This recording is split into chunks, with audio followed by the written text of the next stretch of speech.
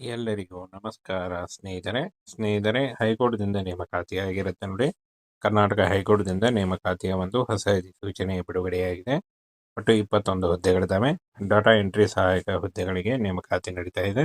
SLC, PUC ಹಾಗೂ degree ಮಾಡಿದಂತಹ both male and female online ಮೂಲಕ ಅರ್ಜಿಗಳನ್ನ ಸಲ್ಲಿಸಬೇಕಾಗತ್ತೆ ನೋಡಿ. ಸಂಸ್ಥೆ ಹೆಸರು ಕರ್ನಾಟಕ ಹೈಕೋರ್ಟ್ ಹುದ್ದೆಗಳಾಗಿರ್ತವೆ. ಈ ಒಂದು ಹುದ್ದೆಗಳ ಬಗ್ಗೆ ನೋಟಿಫಿಕೇಶನ್ ನಮ್ಮ ಟೆಲಿಗ್ರಾಮ್ ಚಾನಲ್ ಇರುತ್ತೆ ನೋಡಿ. ಅಲ್ಲಿ ಹೋಗಿ ಡೌನ್ಲೋಡ್ ಮಾಡಿಕೊಂಡು ಇನ್ನೂ ಹೆಚ್ಚಿನ ಮಾಹಿತಿಯನ್ನು ತಿಳ್ಕೊಳ್ಬಹುದು.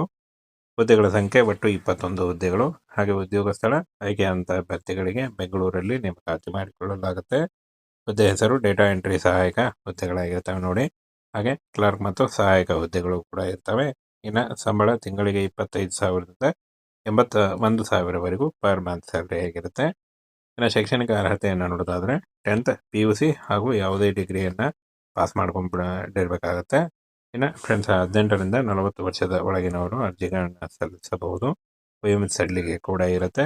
2A 2B ಮತ್ತು 3A 3B ಮತ್ತು OBC ಅಭ್ಯರ್ಥಿಗಳಿಗೆ 3 ವರ್ಷ ಹಾಗೂ SC/ST ಅಭ್ಯರ್ಥಿಗಳಿಗೆ 5 ವರ್ಷ. ಇನ್ನು PWD ಅಭ್ಯರ್ಥಿಗಳಿಗೆ 10 ವರ್ಷಗಳ ವಯೋಮಿತಿ ಸಡಿಲಿಕೆ ಕೂಡ ಇರುತ್ತೆ. ಆದಷ್ಟು ನಿಮ್ಮ ವಯಸ್ಸನ್ನು ಲೆಕ್ಕಾಚಾರ ಮಾಡಿಕೊಂಡು ನೀವು ಅರ್ಜಿಗಳನ್ನ ಸಲ್ಲಿಸಬಹುದು. ಇನ್ನು ಅರ್ಜಿ ಶುಲ್ಕವನ್ನು ನೋಡೋದಾದರೆ ಸಾಮಾನ್ಯ ಕ್ಯಾಟಗರಿ 2A 2B ಮತ್ತು 3A 3B ಅಭ್ಯರ್ಥಿಗಳಿಗೆ 350 ರೂಪಾಯಿ ಇದ್ದರೆ, SC/ST ಪ್ರವರ್ಗ 1 ಮತ್ತು PWD ಅಭ್ಯರ್ಥಿಗಳಿಗೆ 200 ರೂಪಾಯಿ ಇರುತ್ತೆ. ಪಾವತಿ ಮಾಡುವ ವಿಧಾನ ಆನ್ಲೈನ್ ಇರುತ್ತೆ ನೋಡಿ. Net banking, credit card, debit card ಅಥವಾ ನೀವು UPIಗಳ ಮೂಲಕ ಕೂಡ ಪೇ ಮಾಡಬಹುದಾಗಿರುತ್ತೆ. ಇನ್ನು ಆಯ್ಕೆ ಪ್ರಕ್ರಿಯೆ ಟೈಪಿಂಗ್ ಪರೀಕ್ಷೆ ಮತ್ತು ಸಂದರ್ಶನದ ಮೂಲಕ ಆಯ್ಕೆಯನ್ನು ಮಾಡಿಕೊಳ್ಳಲಾಗುತ್ತೆ. ಯಾವುದೇ ರೀತಿಯಾದಂಥ ಲಿಖಿತ ಪರೀಕ್ಷೆ ಇರಲ್ಲ ನೋಡಿ. ಈ ಒಂದು ಹುದ್ದೆಗಳಿಗೆ ಯಾವುದೇ ರೀತಿಯಾದಂಥ ಲಿಖಿತ ಪರೀಕ್ಷೆ ಇರಲ್ಲ.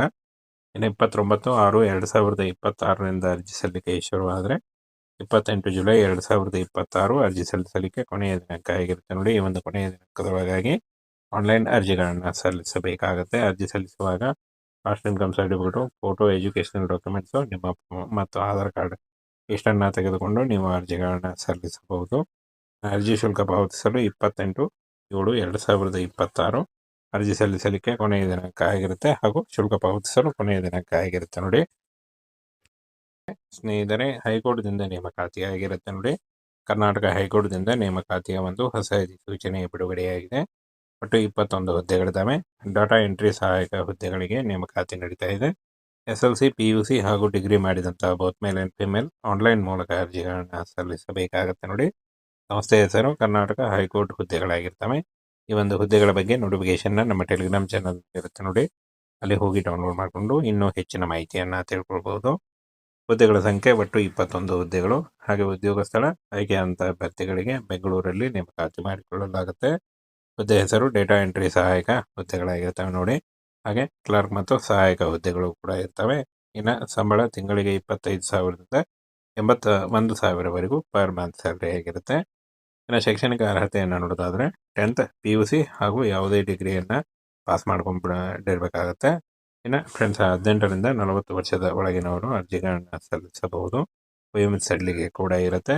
2A 2B ಮತ್ತು 3A 3B ಮತ್ತು OBC ಅಭ್ಯರ್ಥಿಗಳಿಗೆ 3 ವರ್ಷ ಹಾಗೂ SC/ST ಅಭ್ಯರ್ಥಿಗಳಿಗೆ 5 ವರ್ಷ. ಇನ್ನು PWD ಅಭ್ಯರ್ಥಿಗಳಿಗೆ 10 ವರ್ಷಗಳ ವಯೋಮಿತಿ ಸಡಿಲಿಕೆ ಕೂಡ ಇರುತ್ತೆ. ಆದಷ್ಟು ನಿಮ್ಮ ವಯಸ್ಸನ್ನು ಲೆಕ್ಕಾಚಾರ ಮಾಡಿಕೊಂಡು ನೀವು ಅರ್ಜಿಗಳನ್ನ ಸಲ್ಲಿಸಬಹುದು. ಇನ್ನು ಅರ್ಜಿ ಶುಲ್ಕವನ್ನು ನೋಡೋದಾದರೆ ಸಾಮಾನ್ಯ ಕ್ಯಾಟಗರಿ 2A 2B ಮತ್ತು 3A 3B ಅಭ್ಯರ್ಥಿಗಳಿಗೆ 350 ರೂಪಾಯಿ ಇದ್ದರೆ, SC/ST ಪ್ರವರ್ಗ 1 ಮತ್ತು PWD ಅಭ್ಯರ್ಥಿಗಳಿಗೆ 200 ರೂಪಾಯಿ ಇರುತ್ತೆ.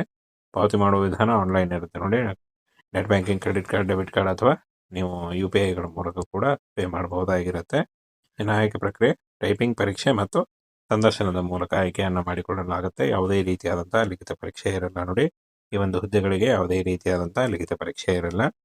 ಇನ್ನು 29/6/2026ರಿಂದ ಅರ್ಜಿ ಸಲ್ಲಿಕೆ ಶುರುವಾದರೆ 28 ಜುಲೈ 2026 ಅರ್ಜಿ ಸಲ್ಲಿಸಲಿಕ್ಕೆ ಕೊನೆಯ ದಿನಾಂಕ ಆಗಿರುತ್ತೆ ನೋಡಿ. ಈ ಒಂದು ಕೊನೆಯ ದಿನಾಂಕದೊಳಗಾಗಿ ಆನ್ಲೈನ್ ಅರ್ಜಿಗಳನ್ನು ಸಲ್ಲಿಸಬೇಕಾಗತ್ತೆ. ಅರ್ಜಿ ಸಲ್ಲಿಸುವಾಗ caste income certificate, photo, educational documents, ನಿಮ್ಮ ಮತ್ತು ಆಧಾರ್ ಕಾರ್ಡ್ ಇಷ್ಟನ್ನು ತೆಗೆದುಕೊಂಡು ನೀವು ಅರ್ಜಿಗಳನ್ನ ಸಲ್ಲಿಸಬಹುದು. ಅರ್ಜಿ ಶುಲ್ಕ ಪಾವತಿಸಲು 28/7/2026 ಅರ್ಜಿ ಸಲ್ಲಿಸಲಿಕ್ಕೆ ಕೊನೆಯ ದಿನಾಂಕ ಆಗಿರುತ್ತೆ ಹಾಗೂ ಶುಲ್ಕ ಪಾವತಿಸಲು ಕೊನೆಯ ದಿನಾಂಕ ಆಗಿರುತ್ತೆ ನೋಡಿ.